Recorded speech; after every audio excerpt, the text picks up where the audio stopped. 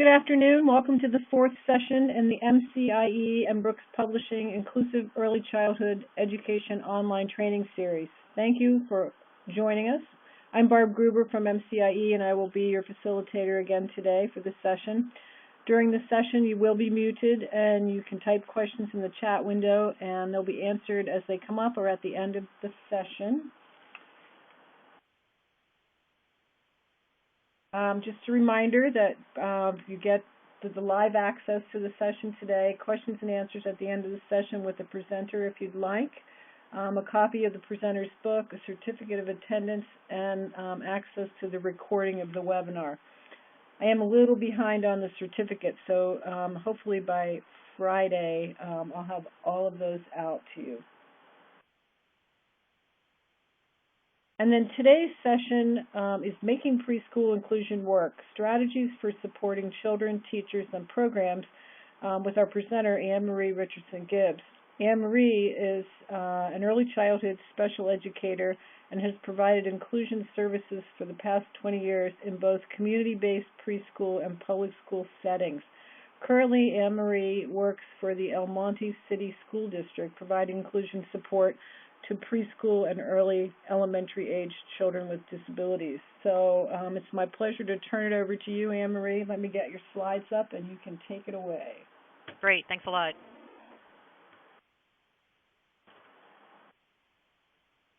Okay, we're ready to go? There we go.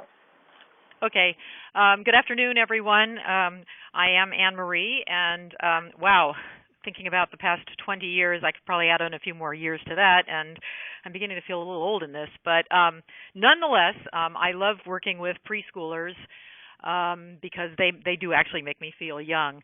So today, what I thought I'd try to do in hopefully the most part of this hour with just kind of going over different strategies classroom. But I thought I'd just kind of touch on some of the other things because inclusion is a lot more than just effective strategies, and we found this out when we did a project, a federally funded project several years ago, and we had cohorts of early childhood special education teachers who at the beginning of the cohorts thought that they all wanted just strategies. How do I just help a kid be included?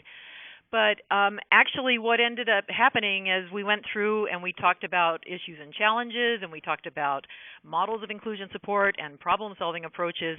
The cohorts at the end basically indicated that they did actually already know the strategies because they were early childhood and early childhood special education teachers.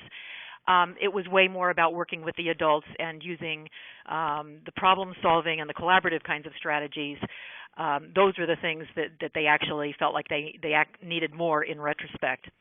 So today I'm just going to mention some of the main issues and challenges in early childhood inclusion, and that's found in Chapter 1, and then expectations of inclusion in Chapters 1 and 2. And again, I'm going very briefly through these first few slides. The role of administrators, which is absolutely huge, and you can't have programs with school districts and early childhood programs without administrator buy-in. And then just the whole issue of supporting families is devoted to Chapter 4 and just trying to make families feel a part of a team as they do that transition from the birth to 3 programs and then moving into the school district at 3. Then I'll spend a little bit of time on different kinds of models of inclusion support, then go into some of the strategies that we found effective. And those are sort of spread out throughout the book because different chapters talk about things like behavior and setting up a program. So we've embedded a discussion about strategies in those. And then the last chapter is about the transition into kindergarten, or in some districts, TK and then kindergarten. And there are a lot of strategies there that are useful for the kindergarten child, but also have been useful in the preschool setting. And then finally, if we have time, and I'm going to try to watch the clock here, just talk a little bit about problem-solving approaches and collaboration. I did also want to just make a note that every single chapter in the book does have a lot of case studies. Typically, when I do trainings, I use case studies as that today. So I just wanted to assure you that there are lots of case studies that talk about many of the different things. If something comes up and you want to just post a question, I would be more than happy to read it on my screen and do my best to try to answer it in the time that we have. So please feel free to do that. Otherwise, I'm going to kind of move along, and it's very difficult. This is the first time I've done a webinar, and not having feedback from people personally is it feels really odd. So I don't mind at all if you want to post something, and I'll see if I can respond to that. Okay, so there we go. No, whoops, hold on. Okay, so let's talk about, first of all, the unique challenges in early childhood inclusion support.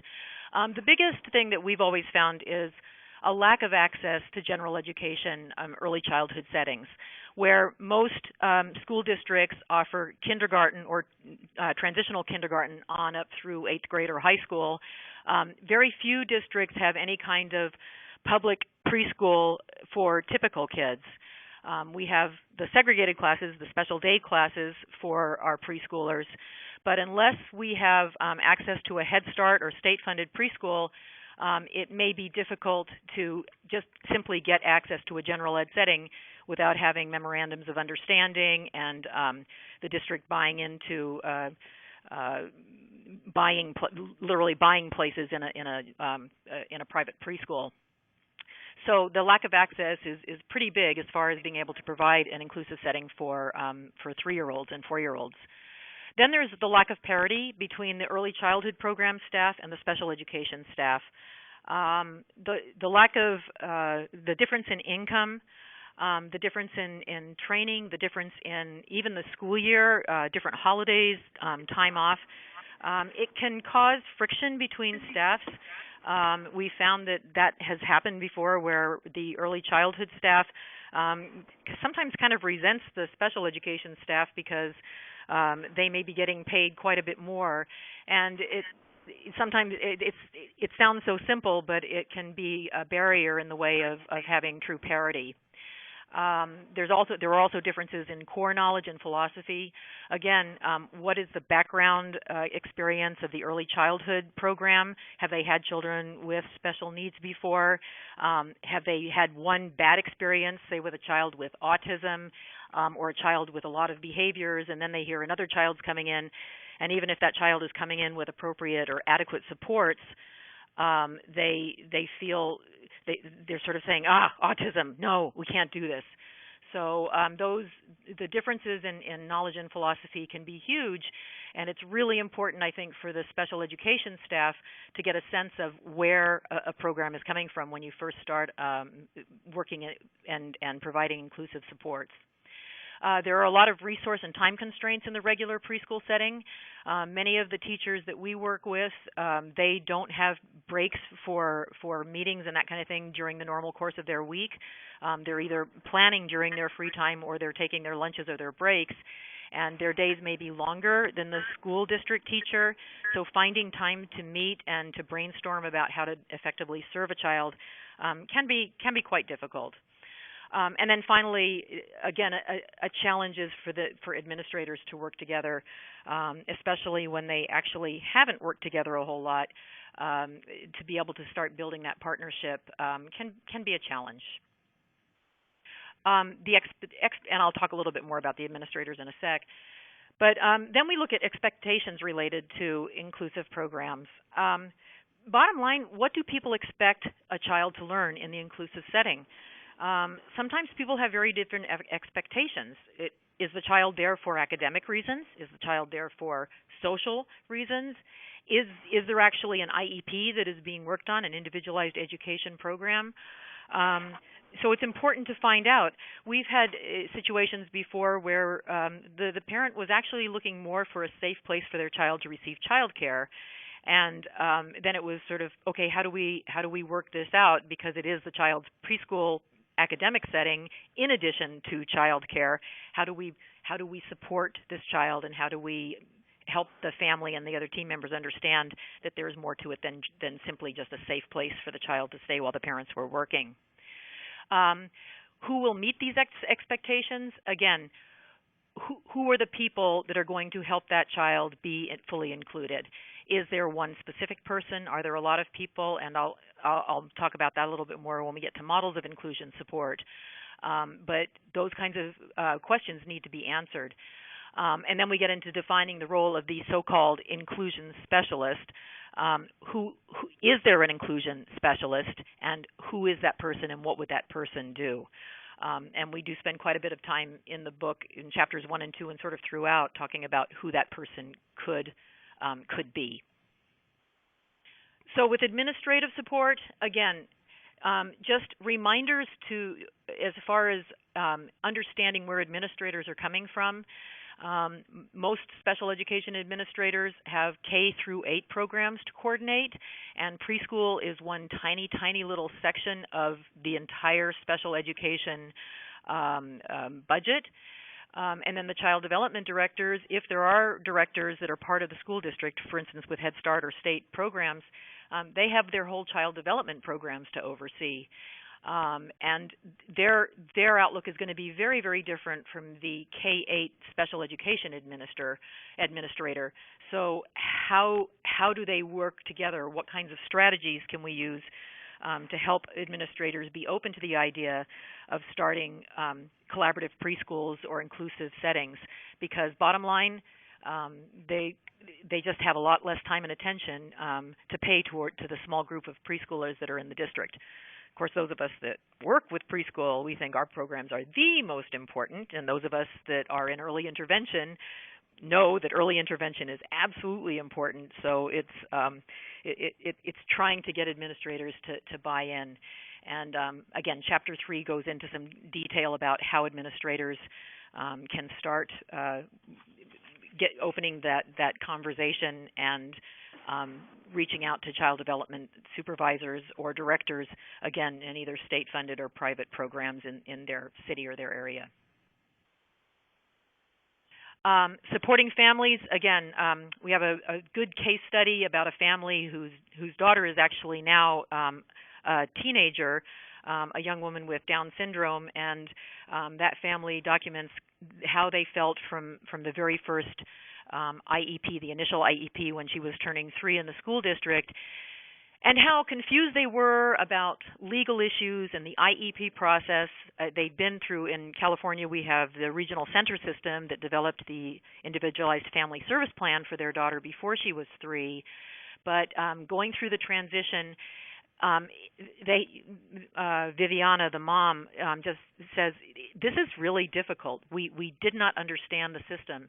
And it took them several IEP meetings to start realizing that. And they were conflicted about the placement choices that were offered. The district immediately offered a special day class. And the parents said, but what's best for my child? What does my child need? And they had to sort of try to take a look at how they could become part of the team, and the district had to work with them to have them become part of the team and to listen to what they felt was important for their child.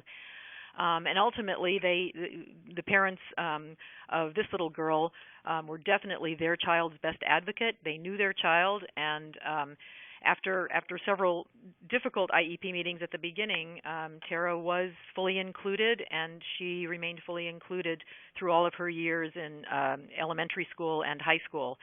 So, but it was not easy, and that whole issue of supporting a family to become an effective member of their child's IEP team is sometimes challenging, but I think really important. As for all of us to remember that for the families, they're just beginning to walk the walk, where many of us have chosen to be part of early intervention and early childhood special education, and for us it was a choice, and for parents sometimes they didn't have that choice. Okay, so I'm going to move into models of inclusion support right now. I haven't seen any questions coming up. I hope I'm not talking too fast. I'm always told that I talk way too fast, except when I'm working with little kids and I try to slow down. But please let me know if I'm going too quickly, and if I've left you behind with any.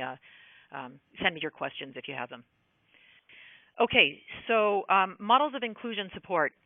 As you look at the slide, our first one sounds really scientific, dump and hope. And Diane Klein, my co-author, and I, after years of looking at inclusive programs in different school districts and that, we realized that dump and hope actually is a model that is used in some places where children are put into regular preschool programs and everyone hopes that they'll do okay. And it's actually a model that can work sometimes. We've had children that we didn't realize were in regular education preschools, and they came to kindergarten, and the parents said, "Oh yeah, he did great in preschool. No, I didn't feel like I needed the district to help us out or anything." Or I had chosen a private preschool, and yeah, she did really well. However, at the same time, dumping and hoping doesn't work well for some children, and we've also met the parents who have said, "Yeah, I'm on my third preschool placement. They just couldn't handle his behavior, or they just didn't know what to do with him, etc." So although it is a model, it's certainly not one that we endorse. Another model is we just call it in-service training. So it's just lots and lots of different kinds of trainings for the staff. It can be trainings on disabilities, a training on autism, for instance, or a training on behavior, which most child development staff that I've worked with, everybody wants more information about behavior. So it could be a training about that. It could be a training on modifying lessons, etc.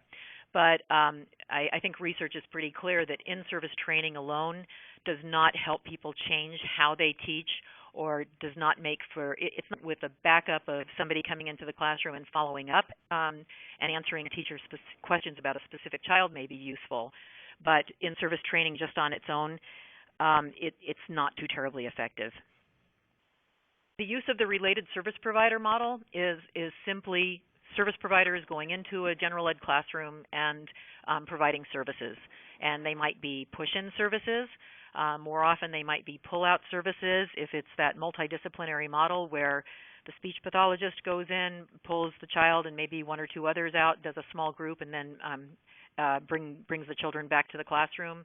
The occupational therapist might come in and do a little bit, but may also pull the child out. Or they might even say, let's take the child to the clinic where we can provide services.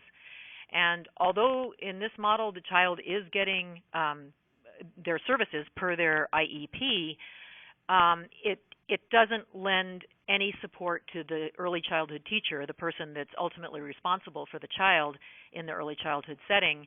And it doesn't help the teacher with any strategies or ideas to help meet those that child's goals in the early childhood setting. So although it is a model I think that's used quite a bit, it's also not a model necessarily most effective for inclusion. Then we go into a couple of models, co-teaching and itinerant services, which I will talk about a little bit more. Co-teaching meaning two teachers, an early childhood teacher and a special education teacher, work together. An itinerant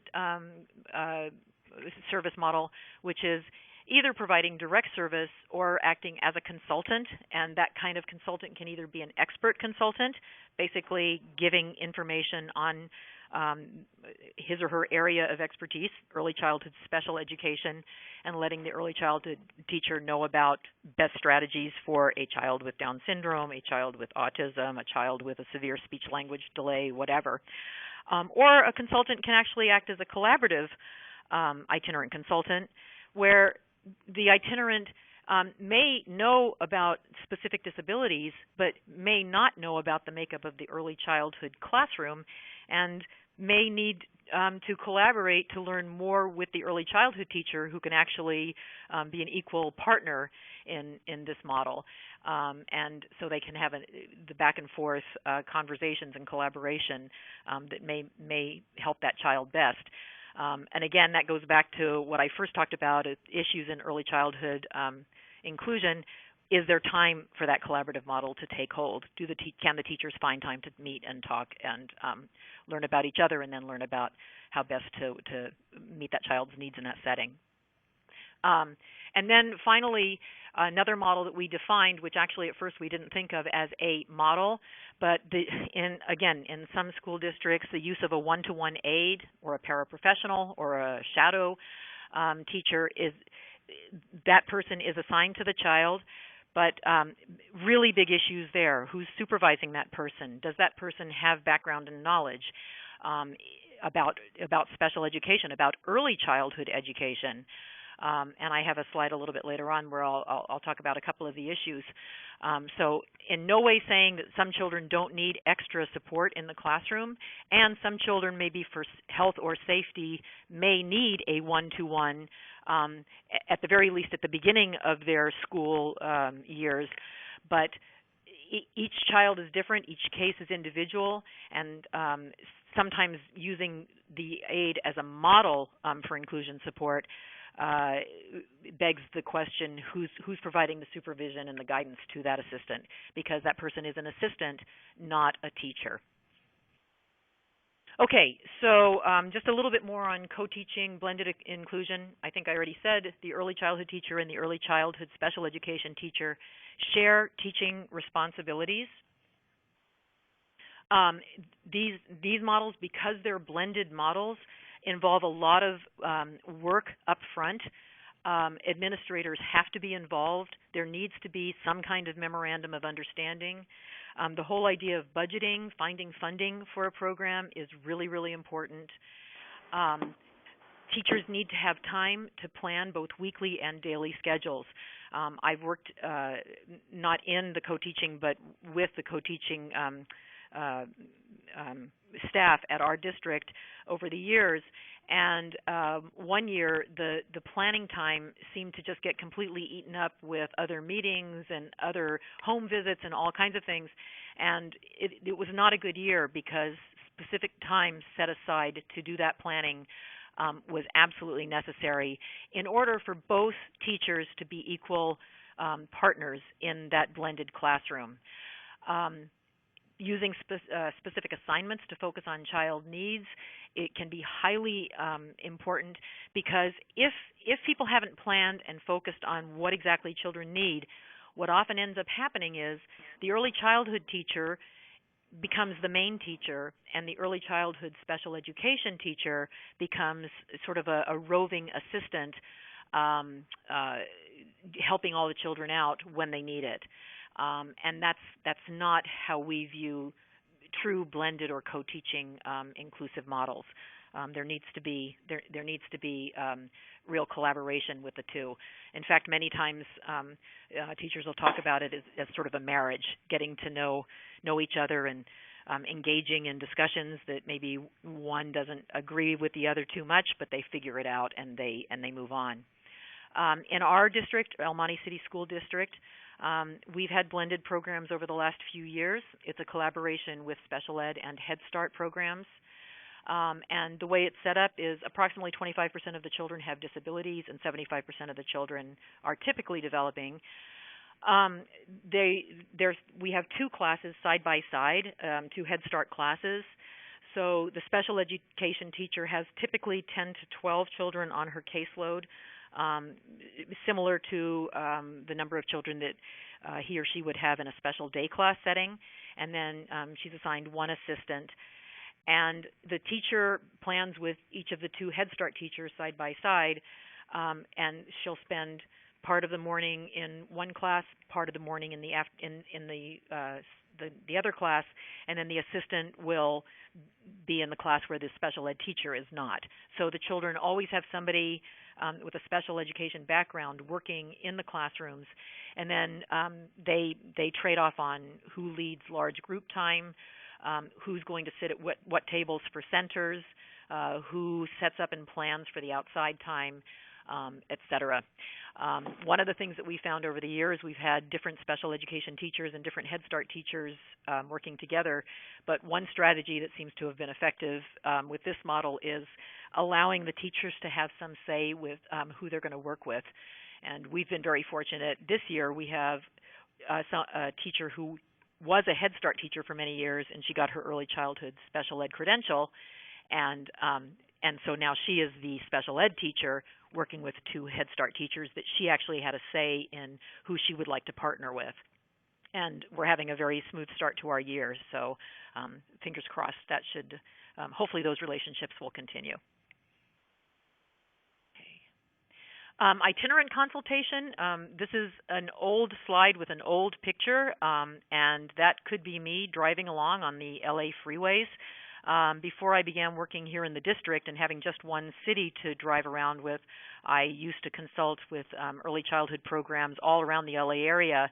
And one of the things about itinerant consultation, if any of you are itinerants, I don't know, but driving around on the LA freeways especially, it was kind of like if it's 2:15 in the afternoon, I probably already increased my drive time by an hour to get to the early childhood center, and I'm not going to make it by 3 when the teacher had asked me to come in because there was a problem with the final group of the day.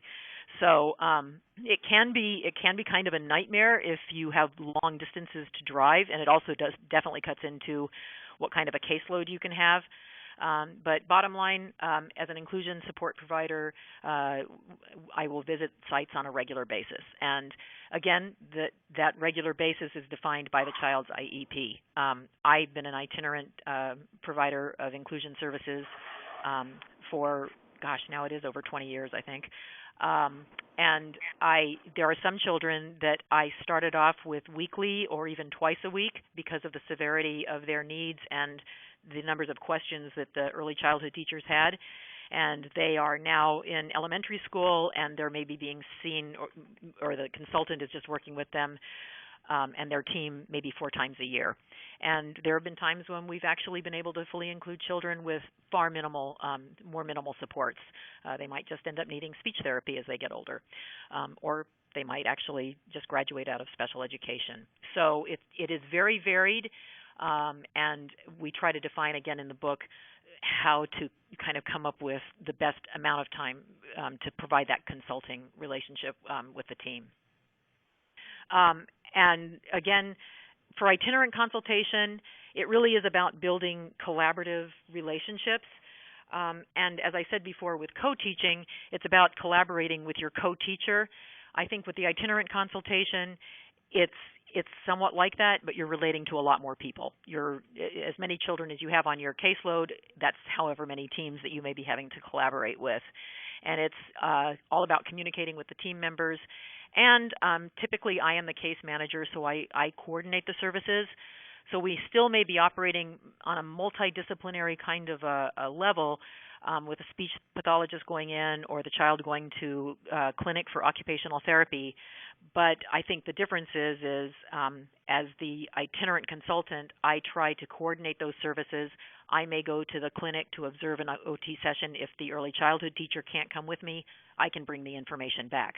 If the speech pathologist uses the pull-out model, I may go to a couple of the therapeutic sessions so that I can bring the information back to the teacher so that we can carry on in the classroom. And then finally, involving parents. I think for me it goes without saying, but as the case manager, I want to make sure that the parents are involved in part of this model. It's not just about the child being served at school, but how are we providing support if the family needs that throughout the day, not just in school but also at home.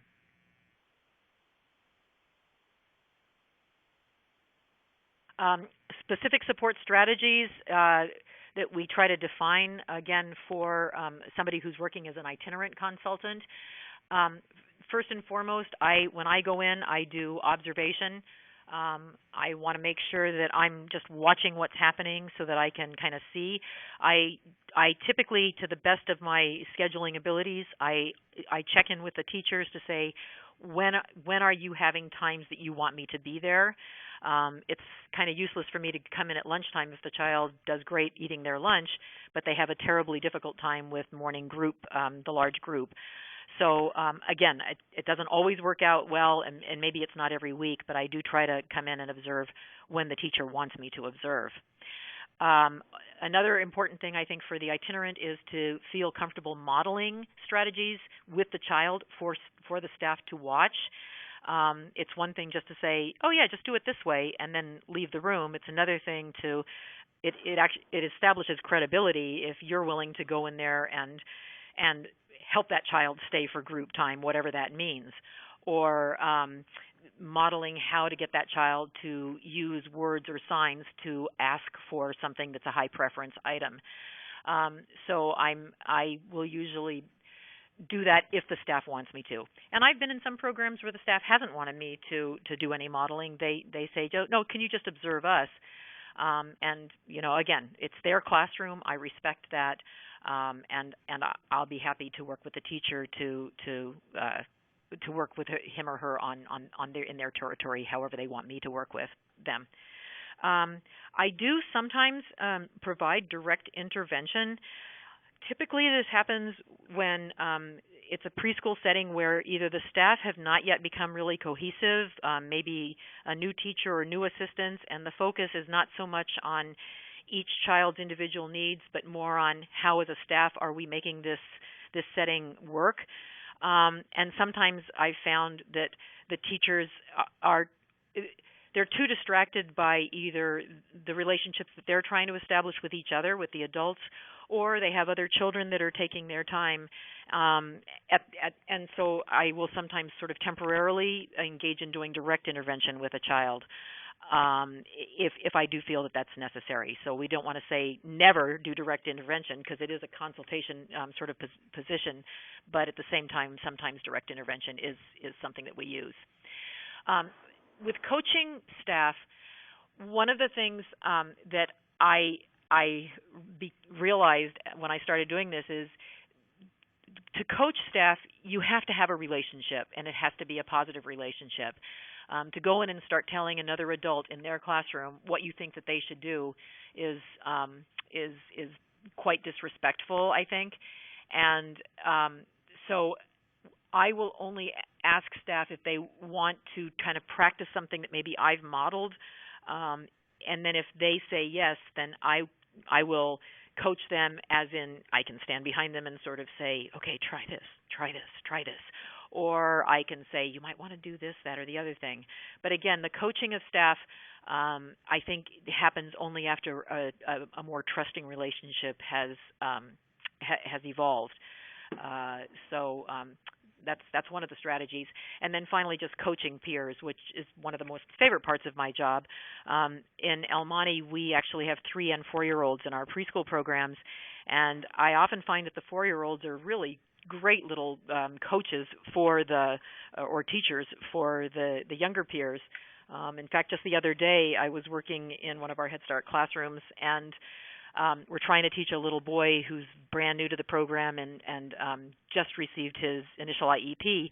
We're trying to get him to use single words to get things that he wants. And they were outside, and he was fascinated tree, I think, to knock down leaves. Not sure about that part, but anyway, he was watching. And a little girl who's a year older than him caught the ball, and he walked up to her and just looked at the ball and kind of looked at her. And I was watching from a distance. There were no adults around, but she's been coached over these past few weeks. And she looked at him and she said, "You want the ball? Ball?" And she paused and waited, and he held out his hands, and in a tiny little voice, he said, "Ball?" And she said, "Yeah, you can have the ball." And it was one of those, kind of wished I'd had a little video of that interaction, because she did what we as teachers are always trying to do, and she just did it absolutely naturally in the course of the play. So coaching peers, one of my favorite things to do, and again, peers can be absolutely great coaches if you spend a little bit of time working with them. Then finally, other strategies for Itinerant, the Itinerant consultant, they could include adapting materials for the classroom. I often will, after talking with the teacher and determining the level, the developmental level of the child, et cetera, I may create a visual schedule if there isn't one in the classroom already. Always in collaboration with the teacher, because if you just bring in cool materials that you've designed or bought or whatever, and the teacher has no buy-in, they may well never get used. But we've made song charts before, and all different kinds of things, again, to help encourage children to communicate. And often it helps other children in the class too, maybe English language learners. So often adapting materials in the classroom can help other kids, not just the target child. We may adapt the environment or things in the environment. Sometimes my children are smaller than their typically developing peers, so we'll do things like adapt the regular preschool chair using a telephone book as a stool, and making sure that there's a cushion that the child can sit on to boost them up to the same level at the table. We may need to clear paths through the room, sort of rearrange the room a little bit if a child has a walker or needs more space to get through. So again, in collaboration with the teacher, kind of assessing the environment for easy access for a child with disabilities. And then we may also assist with adapting the curriculum, figuring out if a child needs specific accommodations or modifications to the lesson plans. If a child just needs maybe a pencil grip to access the curricular lesson plan for writing their name or whatever. So basically being open to working on any or all parts of the classroom setting to provide support for the child in collaboration with the teacher. And then finally, a strategy that I found useful is just simply assisting in the classroom. Meaning that if they're having a difficult time, maybe with a child that's not my target child, maybe I'll help out with that child because I find that I can easily observe, in quotes, my child while I'm helping other children, or while I'm sitting in a small group with children, or if I'm helping children clean up after snack time or lunchtime. I don't have to be just sort of sitting back doing nothing. And often teachers are like, oh, no, you don't have to do that. But especially with the Head Start teachers in this district, they know me, and I like to be looked at as somewhat helpful, not just a body that comes in and sort of stands back and observes. And then revisiting the use of one-to-one assistance. Again, we define that as a model, but in using assistance, and again, we have some assistants that are there as literally one-to-ones or shadows because of a child's maybe the safety, because of their developmental level, or because of physical disabilities or other health impairments. But typically, our assistants are looked at as extra classroom supports, and any assistant that we assign to work with our preschoolers, we are closely supervising them. With one-to-one assistants, I have found a huge range in their training and their background. The assistants that we have in our school district have to pass a competency test. It's just a reading and writing test. They don't necessarily know anything about children with special needs. And again, in our district, I'm sure every district is different, but we often don't have a say as to who we get for assistance, especially in the past few years with budget cuts and that. They've had people who used to be library aides for maybe 20 years suddenly are inclusion support assistants going into a preschool setting or a kindergarten setting to support a child with significant disabilities, and they don't have a clue what's going on. So training and background is a really big thing to understand when you have assistants or paraprofessionals that you're working with. Another important thing is to look at teacher expectations. What does the teacher in the classroom expect of this person? So that whole idea of clarifying the role. And then just a note that if you have somebody that's working as a one-to-one without supervision, they may often become the most restrictive environment. They're so intent on protecting that child or helping that child that the child actually is not getting access to typical peers and to the typical routine. And then I think I've already mentioned the supervision issues. Okay, and the itinerant service delivery, again, I can have up 25 to 30 children about at anywhere from 9 to 11 or 12 sites, and I think I've already covered that, using determining the need of individual students, assigning assistance, and yes, it is a scheduling nightmare, but it works. I've been doing it for a long time, and I can honestly say it does work. So let's move into some of these initial strategies. If you're already a teacher, and if there are any strategies as I'm doing this, if you want to type up a couple, that would be great. You'll probably be sort of saying, oh yeah, I do all these things. If you're not a teacher, then hopefully some of these are useful to you. And as I said, strategies are scattered throughout chapters 6, 8, and 9 in the book. As far as a place to start, basically tape a photo of a child on their cubby or on their chair to identify where their place is in the classroom, if developmentally they can recognize their picture. If it's not their picture, then maybe an object that they can identify with. Doing picture routines, visual schedules for a child at the child's level, that's really important. They can either do the typical, have it on Velcro and put it into an all done container, although I found that often children just need to be able to see what's coming next. I actually like having picture schedules that we can sort of carry around, so we can carry it outside to show a child, oh, look, first we did this, and then we're going to do this. But having a visual schedule is helpful for many, many children. And again, if children are not developmentally ready for the visuals, maybe they can use objects that tell them what parts of the day are coming next.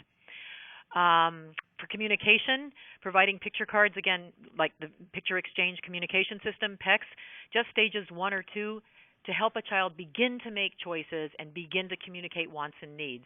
Even if they're nonverbal, being able to engage in giving a card and getting something for it is really, really important to be able to figure that out.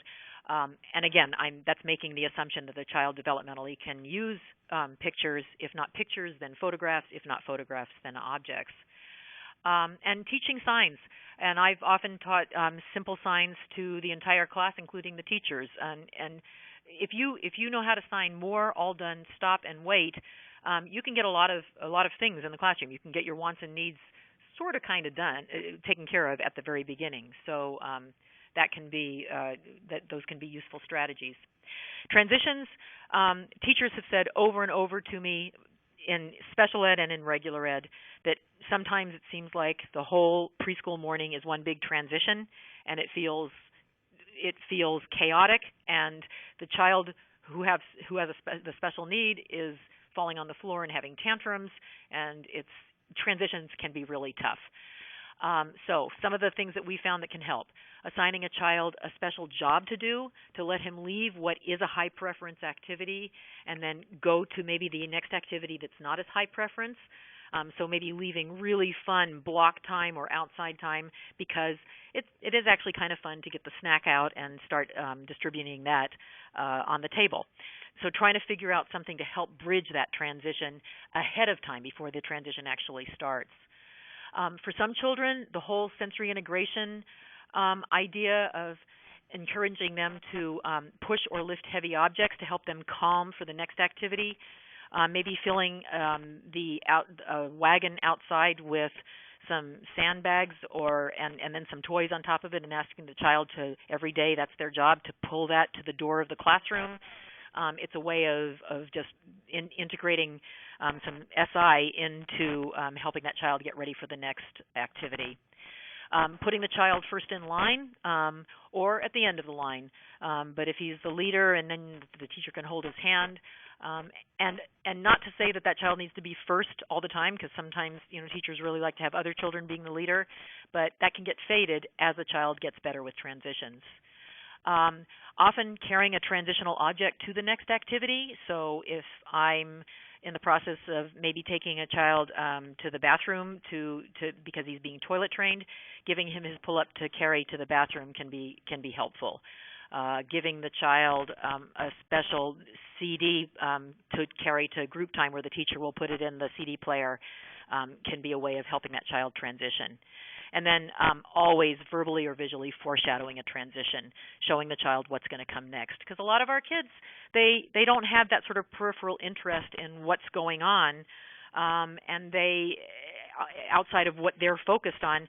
So it'll be like, oh my gosh, I didn't know that we were getting ready to clean up, even though maybe lunch was brought in and lunch was being set up. They might not notice that because they're so involved in their activity, the one that's right at hand. Large group, having a special chair. I don't have a picture of the cube chairs, but they literally look like a cube. I love those chairs. They have a low seat or a high seat, or if you flip it over completely another way, an adult can sit on it. And if you sit it on the low seat, the child is almost on the rug, but they have a back and two sides that they can push into if they need to. They can have a little lap weight on top of them if they need that sensory input, and it prevents them from leaning into or onto other children. Giving an object, like I had mentioned before, a transitional object that the child can bring to large group, and again, eventually fading that away, having them eventually put it behind them and then maybe leaving it on a shelf as they enter the large group area. Little picture cards that you can hand to a child instead of having an assistant saying, "Good job," or "I like how you're sitting in circle," or "Wow, you're really paying attention."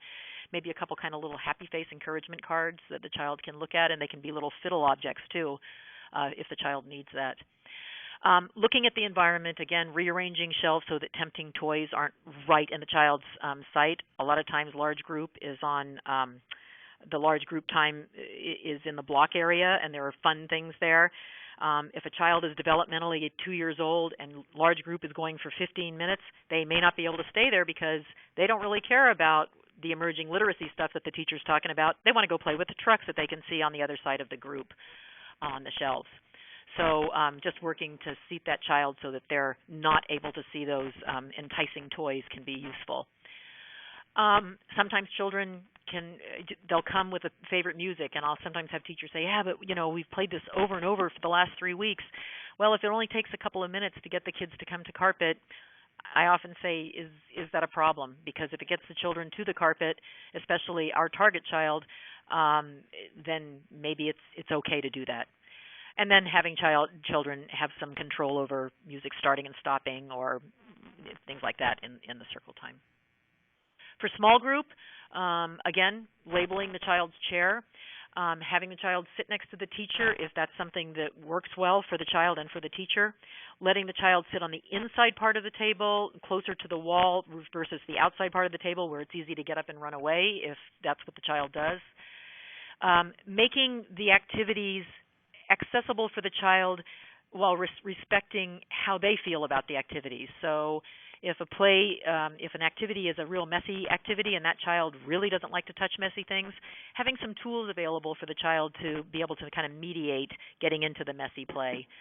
And then modifying materials for children, different types and sizes of scissors, squeeze scissors, snippy kind of scissors, heavier paper versus lighter paper so they can participate in the activity, but that it's modified for them. One of my favorite things is using markers instead of crayons because a lot of times the markers make easier marks to see than crayons where children have to kind of bear down harder and they may not have the muscle strength yet. Again, outside, I find outside is just a wonderful time for children to interact with other children. Watching and seeing what the child likes and then encouraging peers to join the child at those activities is probably the easiest thing to do outside versus having the target child join other children. Bring the kids over to the sandbox if that's where the child with special needs is playing. I always like to say, too, that things like the rules of the playground, waiting for your turn for the bikes or things like that. Yes, it's a very important social skill to learn, and it's really important to learn that before kindergarten if possible. At the same time, for the first couple of months of the school year, maybe it's not so important and it's okay to break those rules so that the child stays engaged with the activities.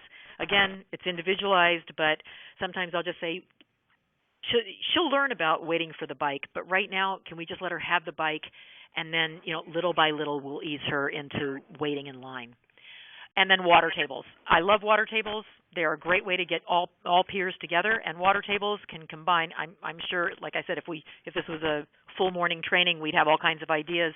But I've seen greeting cards being put into water tables with different kinds of scissors, so children can cut the paper up. I've seen cornmeal and I've seen goop with cornstarch and water, and then I've seen sand or water. So all different kinds of things. But I love the idea of the water table because it really pulls children together. And snacks and meals, same thing. Children are together. Most children like snack time or lunch times or breakfast. There are children that have real aversions to times with food, so obviously that's not the child I'm talking about. But again, the social interactions they can be wonderful, having children pass each other trays of food or juices or milks, and then encouraging the use of words and signs to communicate. again, a really good time. With self-care, just want to say picking your battles is a really important thing. If a child does need to be toilet trained, that's great, but it's really important to assess the environment for how the child feels about something that they ultimately do have control over. Sometimes bathrooms can be really, really scary in different classrooms. The flushes may be very, very loud, very different from the home environment. So rather than jumping right in and pushing into the that goal of completing toilet training, again, it may be little by little we're going to start assessing how to help that child meet those self-care kinds of goals. The same thing with clothing. Again, looking at how we can help that child, maybe using backward chaining, but moving slowly into the whole self-care scenario, I think is just an important strategy. Okay, I'm watching the time. Nobody's posted any questions. You're probably just going, oh my God, she's talking so quickly. Thank God there's a book that you can look at later on so that it can hopefully sort you out. But just a couple more strategies on different kinds of disabilities. Intellectual disabilities, primary thing is to determine the child's developmental level and that in the classroom, and then communicate that to the adults in the classroom. Because if children look at a child and see that chronologically he is 3 or 4 years old, but developmentally he's at 18 months or 2 years, if you can explain his development from his developmental age, it might help teachers be more patient with the child when they realize that at this time he's not going to be able to do certain things that 3 and 4-year-olds can do because he is like an 18-month or a 2-year-old. And that can often help. And then also understanding that need for more sensory, motor, concrete, hands-on kinds of activities, although hopefully in a good preschool that's all happening. Communication delays, I'm going to go through these things pretty quickly here, but essentially you got to figure out what's going on with the child's communication delay. Collaborating with the SLP, the speech language pathologist, what is the child's, what are the concerns for that child with their language delay? Is it articulation? Is it language? Is it pragmatics, speech? What is it? And then if a child needs augmentative communication or alternative expressions like using pictures or sign, that needs to be communicated to the early childhood teacher in collaboration with whoever's overseeing that, again, typically the speech language pathologist. With hearing loss, it's absolutely vital to have that deaf and hard of hearing specialist come in and give information to the team. What kind of hearing loss is it? What kind of communication modality is that child going to use? Is it oral? Is it manual? What are the amplification systems being used? Are they hearing aids? Are they cochlear implants? Do we need an FM system in the classroom? And who's going to manage the hearing aid to make sure that the batteries are good, that it's fitting properly, et cetera? If the teacher needs to do that, who's going to teach that teacher how to take care of that?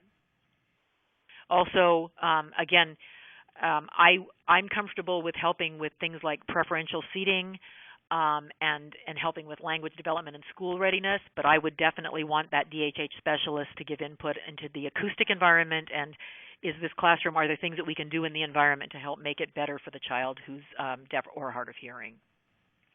Visual impairment, same thing, VI specialist. What is the child's functional vision? Does the child wear glasses? Is there technology that child needs in order to be able to see something or not? What kind of lighting do we need? Do we need a specific kind of lighting, like a desk lamp at the small group table so the child can see better? How do we best maximize that child's vision use? And is that child going to learn how to write because they can see if they use a thick black marker, or are they going to be learning Braille? So again, questions that we just want to throw out there, and these kinds of questions are strategies that will help a child succeed in that inclusive setting. Physical disabilities, again, really, really important to talk to people who know and understand how to position a child. If a child has cerebral palsy, can't talk anymore. If a child has CP, we must have a PT or somebody with the PH specialist credential to show us how to get that child positioned properly so that that child can pay attention to what's going on in the classroom.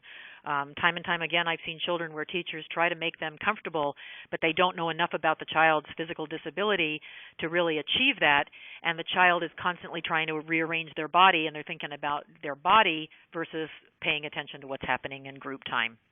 And so how to manage the equipment, whether that child needs communication mode like augmentative communication, technology, all those things need to be looked at in collaboration with the specialists on the team. And autism, I think everybody is bombarded with all the different things that we need to look at for autism. Again, I usually just emphasize when I do trainings on autism, visuals, visuals, visuals. Those can really help. Knowing a child's strengths and preferences. If a child does need one-to-one behavioral support, who's going to collaborate with the team and the teacher and help that happen. Understanding what sets a child off and what kind of environmental modifications we might need to do, a quiet, safe place, etc. And then I've listed several of the different treatment approaches, applied behavior analysis, floor time, the use of the teach method or picture schedules, sensory integration, and social stories, especially as children start to understand that.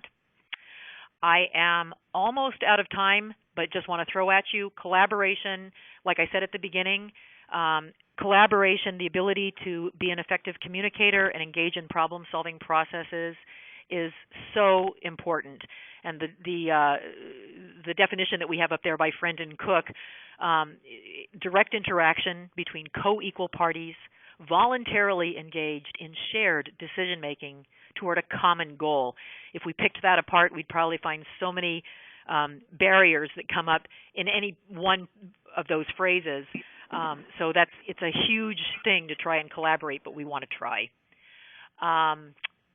I think I've gone through all of that. Again, for me, one of the most important things that I think I've learned over all of these years of working in collaborative settings is trying to take different people's perspectives. What is the perspective of the parent? How does that parent feel about their child being in a regular education setting?